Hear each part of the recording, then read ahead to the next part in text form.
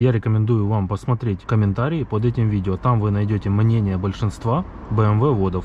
Всем привет, приветствую на канале. Под одним из моих видео достаточно часто люди задают вопрос, какое масло в двигатель я заливаю. Мотор у меня М57, 3-литровый дизель. Масло заливаю по Матюль Specific LL04 5W40. По объему ровно 8 литров заходит в этот двигатель. И на щупе у нас пару миллиметров остается до максимальной отметки. От минимума до максимума у нас ровно 1 литр. Также на канале я делал опрос во вкладке сообщества по поводу того, какое масло заливаете вы, подписчики и зрители канала. Поскольку в сообществе нет возможности расположить достаточное количество вариантов масла, которое можно добавить для голосования, я предлагаю написать в комментариях, кто какое масло заливает. Пишите марку масла и вязкость с температурным режимом. По итогам комментариев мы сможем сделать уже выводы, какое масло у нас пользуется больше спросом, какое меньше, и на какое масло стоит уделить внимание. Также я добавлю в комментариях под этим видео несколько сообщений с именитыми марками масел, которые знают все. Вам достаточно просто поставить лайк под маслом, если же вы заливаете это масло или оно вам больше нравится. По итогам ваших комментариев мы сможем сделать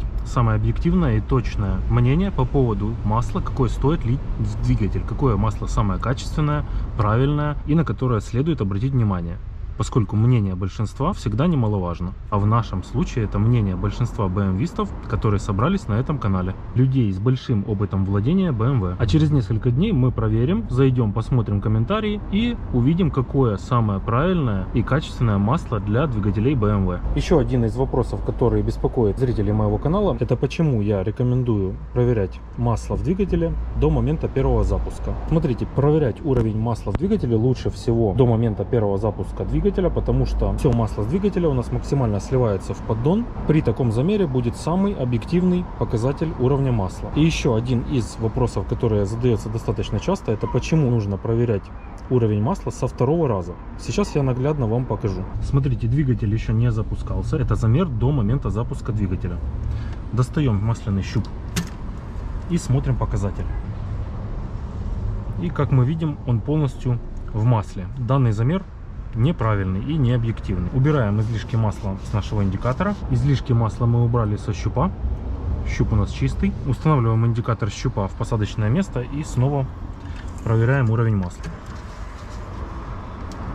И смотрим уровень масла со второго раза. Теперь у нас показатель объективный.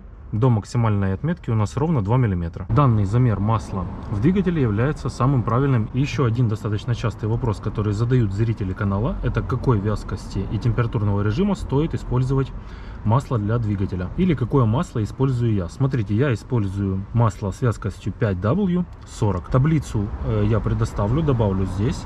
Ее можно рассмотреть для наглядности. Данное масло является широкодиапазонным. Его можно применять как зимой, так и летом. Я применяю данное масло круглый год.